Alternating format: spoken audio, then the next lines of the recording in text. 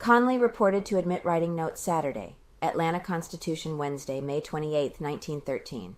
Negro sweeper, it is stated, acknowledges that he erred in former statement to the detectives. Police now satisfied with Negro's evidence. Conley is taken to Frank's cell, but prisoner refused to see him except in the presence of his lawyer.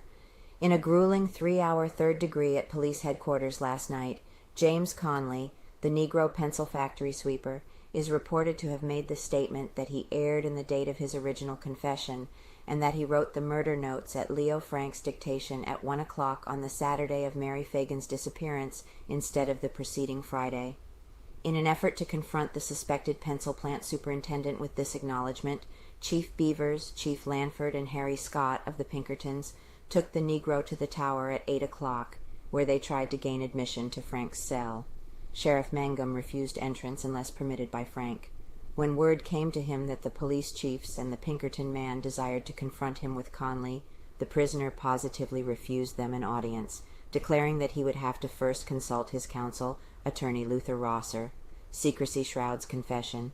Secrecy shrouds the Negro's reported confession amendment. All 3 men who subjected him to the third degree admit that he has made a statement of importance, but will neither deny nor affirm the rumor of his change of dates. Chief Lanford was seen by a reporter for the Constitution at police headquarters a few minutes after the Negro had been returned to his cell. He admitted that an important admission had been made by Conley, and that as a result he would be used as a material witness against Frank. He was asked if the Negro had revised the date on which he declared he wrote the Phagan murder notes. "I can't say at present. I will not be able to talk for some time yet. Not until the Negro makes another affidavit at least," he replied. Judging from this, Conley will be required to attest to a new sworn statement of his confession. Chief Lanford would not commit himself on that subject, saying that he was not entirely surprised at the result of the examination under which Conley was placed last night. The detective chief said that it was one of the most significant developments of the entire investigation, and that it was valued as highly as any evidence now in his possession.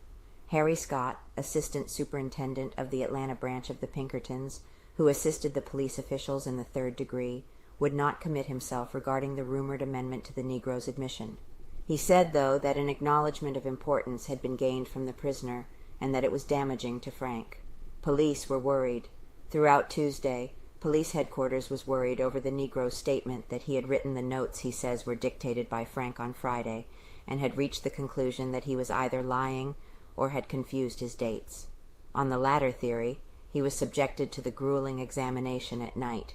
Ever since it was sworn to in an affidavit made in the office of Solicitor General Dorsey last Saturday, the detectives have been sorely puzzled over Conley's confession. It did more to muddy the waters of their investigation than any other phase of the case. Supporting, to a large degree, the rumor that the dates had been changed was the statement by Chief Lanford that he now was satisfied with Conley's story. Earlier Tuesday afternoon, he had stated to a reporter for the Constitution that he was not pleased with Conley's confession because of the day Friday on which he claims to have written the notes for Frank. He admitted being mystified. Last night, however, he said, "One thing I'm no longer puzzled." Chief Beavers said that inasmuch as the detective department was conducting the investigation into the Phagan case, he did not deem it prudent to give out information which they evidently intended keeping secret.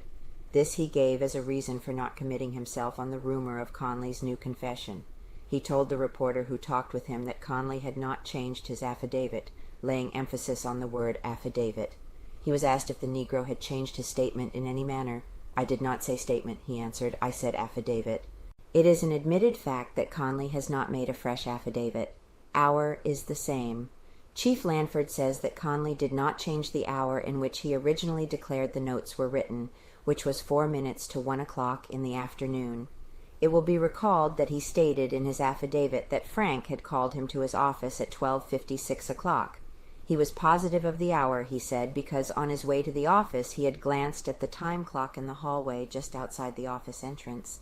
If he has altered his original statement as rumored, it is now to the effect that Frank summoned him to write the murder missives less than 45 minutes after Mary Phagan had entered the factory building to draw her pay envelope. Chief C.W. Toby, the Burns agent, left the city Tuesday afternoon. He goes to Chicago to return to his office as manager of the criminal department of his agency. declaring his belief that factional wrangles such as the one now existing between certain forces engaged in the Phagan mystery impede the progress of operations. The Burns man explained his reason for withdrawal in this caustic remark. "This is a hell of a family row for a stranger like me to be mixed in." He commends the Detective Department of Police Headquarters for the progress they have made, and expresses belief that Frank will be convicted on the evidence now at hand, much of which, he says, has never yet been revealed to the public. He also said that, although the Burns organization was not connected with the mystery in any manner at present, it probably would work on the case later. In such event, he declared, their connection would be secret. Chief Lanford makes offer to Kahlfelder. Detective Chief Lanford Tuesday issued to a reporter for the Constitution a signed statement in which he proposed to rid himself in Atlanta of 2 nuisances by sending A.S. Collier handcuffed and in custody of a policeman to Knoxville 10, and Colonel T.B. Felder in charge of a detective to Columbia, S.C. The statement follows, "I will make this proposition to Colonel Felder, that I will handcuff A.S. Collier and send him back to Knoxville 10, without requisition papers, if he, Colonel Felder, will accompany one of my men to Columbia, S.C. waiving requisition papers. Thereby I would get rid of 2 nuisances. Signed, N.A. Lanford." "Difference," says Felder. Colonel Felder, when informed of the detective's proposition, treated it lightly, but said, "There is only one difference between those crooks, Lanford and Collier. One has been caught and the other hasn't."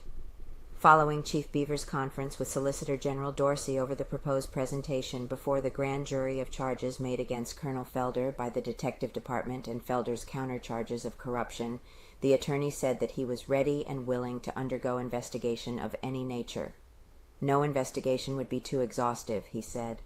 "I would be pleased to go before any committee, organization, or tribunal. I have done nothing wrong. There is nothing in my whole professional career of which I am ashamed. I wish an investigation would be started." Suspicion of the Phagan murder, which is freely reported to have been directed toward the Negro James Conley, is scouted by the police and detectives. Chief Lanford intimates that the confession to having written the murder notes is either a plot to muddy the waters of the investigation or an act of ignorance. He also says, however, that in case the Negro did pen the missives, it was done on the Saturday of the crime, and about the hour at which he declares they were written on the preceding day. "It is probable," the chief says, "that the black has got confused in his dates and has mistaken Friday for Saturday." Confession is puzzling. Conley's confession is at present the most mystifying phase of the whole mystery. In an effort to break his story, the detectives are exerting in vain every possible scheme upon the Negro. The report that Mrs. Mattie White, wife of Arthur White, who visited her husband in the pencil plant on the day of Mary Phagan's disappearance, had identified Conley as the Negro she noticed loitering in the shadows of the first floor that afternoon, is erroneous. Mrs. White denies having seen the Negro at all during the day. Her statement to this effect was made to detectives Tuesday. Relative to the withdrawal of the Burns Agency from the Phagan mystery, Colonel Felder said Tuesday that the usefulness of that organization was over, and that its agents already had performed the duty for which they had been employed. He says further that Toby unearthed evidence firmly indicating the suspected superintendent's guilt, and that the detectives' operations had been invaluable to the Solicitor General. Toby, in an interview Monday night, took the Detective Department of Headquarters to task for allying with Collier in their operations. He said that it lowered the dignity of the department. No new developments arose in the investigation Tuesday. Although he will not state it as a positive fact, Chief Lanford strongly intimates that the alleged telephone conversation between Frank and Mrs. Mima Famby has been verified by telephone operators who overheard the alleged message. Conley worries detectives. The mystery of Conley's confession is the most baffling puzzle now confronted with by the detectives, they say. He was arrested on the Tuesday following the murder when E.F. Holloway, timekeeper and foreman of the pencil plant, discovered the Negro washing a shirt on the second floor of the factory building. Holloway immediately notified the detectives. Conley was arrested and since has been kept at police station. The new theory entertained by the detectives is that Conley wrote the notes on Saturday instead of the Friday which he claims. He stoutly declares, however, that it was 1 o'clock Friday afternoon, the day before the tragic holiday. Nothing seems able to break his story. Supporting in a degree the suspicion directed toward the Negro is the story of Foreman O'Alloway, who says that Conley had recently become addicted to drink and was on the verge of being discharged when his arrest was made. He had been transferred from the job of elevator boy, Holloway says, because of drink, and was put to work sweeping on the second floor, where he came in contact with the girl operatives.